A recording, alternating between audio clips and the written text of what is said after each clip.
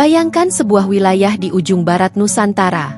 Wilayah yang dulu menjadi gerbang Islam masuk ke Indonesia.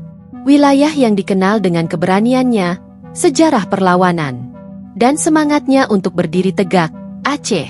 Kini, nama Aceh kembali sering dibicarakan. Bukan karena konflik seperti masa lalu, tetapi karena wacana baru yang perlahan tumbuh di tengah masyarakat.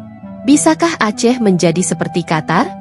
Negara kecil tapi super kaya, dengan sumber daya alam melimpah, dan masyarakat yang hidup makmur, tanpa harus meninggalkan nilai-nilai Islam. Sejak abad ke-16, Kesultanan Aceh Darussalam sudah menjadi kekuatan besar di Asia Tenggara. Bukan hanya pusat dakwah Islam, tetapi juga pusat perdagangan internasional, tempat rempah, emas, dan hasil bumi Nusantara keluar ke dunia. Saat wilayah lain masih menjadi kerajaan kecil, Aceh sudah punya armada laut, diplomasi luar negeri, dan hubungan dengan Turki Utsmani. Inilah akar dari semangat mandiri masyarakat Aceh. Mereka pernah besar, dan mereka ingin besar lagi. Lalu datang masa penjajahan Belanda. Perang Aceh berlangsung selama puluhan tahun. Salah satu perang paling berdarah dalam sejarah kolonial dunia. Tapi meski kalah di medan perang, semangat Aceh tidak pernah padam. Hingga akhirnya, setelah Indonesia merdeka, Aceh tetap memiliki karakter unik.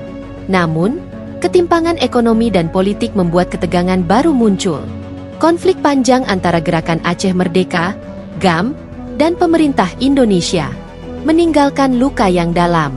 Semuanya berubah setelah Perjanjian Helsinki tahun 2005. Perdamaian ditandatangani, dan Aceh resmi mendapat status otonomi khusus. Artinya, Aceh punya hak lebih luas untuk mengatur pemerintahannya sendiri, menjalankan syariat Islam, dan mengelola sebagian hasil sumber dayanya. Munculnya tokoh kunci Muzakir Manaf di antara tokoh-tokoh penting Aceh. Nama Muzakir Manaf, atau Mualem, menjadi sosok yang banyak dibicarakan. Sebagai mantan Panglima GAM dan sekarang tokoh politik, Mualem dianggap sebagai simbol kekuatan baru Aceh. Ia punya visi tentang Aceh yang kuat, mandiri, dan tidak terus bergantung pada pusat. Dalam berbagai kesempatan, Mualem sering menyinggung tentang perlunya Aceh berdiri di atas kaki sendiri, mengelola kekayaan alamnya sendiri, dan membawa kesejahteraan langsung ke rakyat Aceh. Sebagian orang menafsirkan ini sebagai cita-cita kemandirian ekonomi, tapi sebagian lainnya membaca lebih jauh. Apakah Aceh sedang mempersiapkan jalan menuju bentuk pemerintahan yang lebih bebas? Tentu, ini masih sebatas spekulasi publik. Namun yang jelas, ide tentang Aceh yang sejahtera seperti Qatar mendapat sambutan hangat di masyarakat. Aceh dan Qatar memang tampak berbeda. Tapi kalau kita lihat lebih dalam, ada kemiripan menarik. Qatar adalah negara kecil di Timur Tengah, yang berubah total setelah menemukan gas alam dalam jumlah besar. Dari padang pasir yang tandus, mereka membangun kota modern, stadion megah, dan ekonomi digital. Aceh juga punya potensi serupa.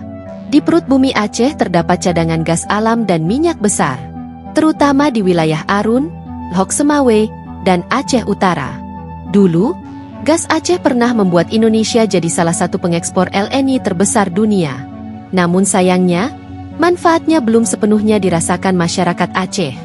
Bayangkan jika pengelolaan energi ini dilakukan secara transparan dan berkelanjutan. Aceh bisa membangun industri baru, energi bersih, teknologi, pariwisata halal, dan pendidikan tinggi berbasis Islam. Tambahkan dengan posisi strategis Aceh di jalur pelayaran internasional, dekat Selat Malaka, pintu masuk Laut Andaman, dan Samudra Hindia, maka Aceh punya potensi menjadi pusat logistik dan perdagangan dunia Islam. Namun, jalan menuju mimpi besar ini tidak mudah. Secara politik, Aceh tetap bagian dari Republik Indonesia. Setiap langkah besar harus berada dalam bingkai konstitusi nasional. Selain itu, tantangan internal juga besar. Korupsi, ketimpangan pembangunan, dan ketergantungan pada dana otonomi khusus masih menjadi hambatan utama. Banyak kalangan di Aceh yang sadar bahwa, untuk benar-benar maju seperti Qatar, mereka tidak bisa terus bergantung pada bantuan pusat, tetapi harus membangun sistem ekonomi yang kuat dari dalam.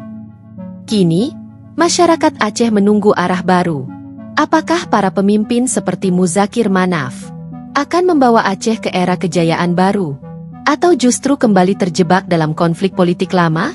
Yang jelas, generasi muda Aceh mulai bangkit. Startup lokal, komunitas digital, dan gerakan ekonomi syariah mulai tumbuh di Banda Aceh, Lok Semawe, hingga Meulaboh. Semua ini menunjukkan bahwa Aceh tidak lagi ingin hanya dikenal lewat sejarah perang, tapi sebagai wilayah masa depan.